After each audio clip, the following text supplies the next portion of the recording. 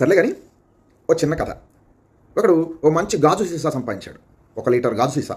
దాంట్లో ఒక 30 వరకు మంచి మినరల్ వాటర్, చాలా క్లియర్గా స్వచ్ఛంగా ఉన్న నీళ్ళు పోసాడు. చూశాడు, సీసా బ్రహ్మాండంగా ఉంది, ఇటు నుంచి అటు కనపడుతుంది, ఏ క్లాస్కి ఉంది, ఆహా ఓహో అనుకున్నాడు. తర్వాత ఏం చేశాడంటే వాళ్ళ గురువుగారు ఏదో చెప్పాడని చెప్పి 2 చిటికల మన్ను మట్టి అంత తీసుకొచ్చి ఆ సీసాలో వేశాడు. ఏమని చెప్పాడు గురువుగారు? వేశాడు. మూత గట్టిగా పెట్టమన్నాడు, పెట్టేశాడు. కొద్దిగా ఊపరా అన్నాడు, ఊపాడు. ఇప్పుడు చూడరా అన్నాడు. చూస్తే లోపల నీళ్ళన్నీ మురికిగా తయారైపోయినాయి. మట్టి పోసాడు కదా, మురికిగా తయారైనాయి. అప్పుడు అరే లోపల నీళ్ళు మురికిగా అయిపోయినాయి కదా, దాన్ని మరి శుభ్రం చేయి అని అన్నాడు. కానీ ఒక చిన్న క్లాస్ పెట్టాడు. మూత తీయకుండా ఆ లోపల ఉన్న మురికి పోగొట్టరా అన్నాడు.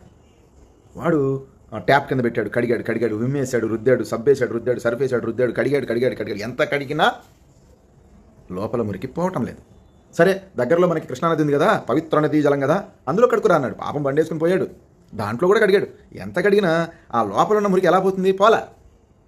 మళ్ళీ వచ్చి చెప్పాడు గురువుగారికి, సార్ ఐ కాంట్, ఈ లోపల ఉన్న మురికిని నేను వదిలించలేను, బయట నుంచి ఎంత రుద్దినా కూడా పోవట్లేదన్నాడు.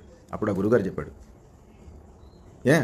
అర్థమైపోయి ఉంటుంది, లోపల మనిషికి ఆలోచనల్లో ఏదేదో పనికి మాలిన చెత్తంతా పెట్టుకుని పైకి మనం ఎన్ని రకాల ప్రయత్నాలు చేసినా, ధ్యానాలు, మెడిటేషన్లు, మ్యూజిక్ వింటాలు, ఇంకా రకరకాల ప్రయోగాలు, యోగాలు చేస్తాం, ఎన్ని చేసినా కూడా ఎక్స్టర్నల్ ఫోర్సెస్ ఏవి కూడా మనల్ని బాగు చేయలేవు. ఇంటర్నల్గా, అంతర్గతంగా ఎప్పుడైతే నువ్వు స్వచ్ఛంగా ఉంటావో అప్పుడు మాత్రమే నువ్వు అనుకున్నది సాధించగలవు. నువ్వు ఏదనుకుంటే అది సాధించగలుగుతావు. బయట నువ్వు ఎంత స్వచ్ఛంగా ఉండాలని ప్రయత్నం చేస్తున్నావో లోపల కూడా అంతే స్వచ్ఛంగా ఉండాలనే డిటర్మినేషన్ ఉండాలి. ఓకే, అర్థమైందా? అది కదా, యూ క్యాచ్ మై పాయింట్. రేపు మార్చిలో 10th రాయబోయే పిల్లలు ఉన్నారు కదా, వాళ్ళ కోసం కూడా ఈ రీల్ చేశాను అనమాట. బుర్రలో ఏవేవో పెట్టుకొని ఆ సినిమాలని, ఈ సినిమాలని, డైలాగులని, రీల్స్ అని పెట్టుకుని ఈ పుస్తకాలు చదవాలి, అది మార్కులు సంపాదించాలి, మంచి మార్కులు రావాలి, అట్లా ఇట్లా అని బయట నుంచి మనం రకరకాల ప్రయత్నాలు చేస్తే ఉపయోగం లేదు. ముందు బుర్ర క్లీన్ చేసుకోండి. కేవలం లక్ష్యం ఒక్కటే నీ కళ్ళ ముందు ఉండాలి. ఏది? లక్ష్యం ఒక్కటే ఉండాలి.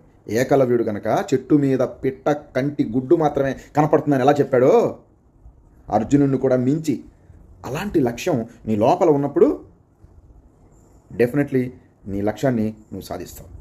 You catch my point? అది కదా.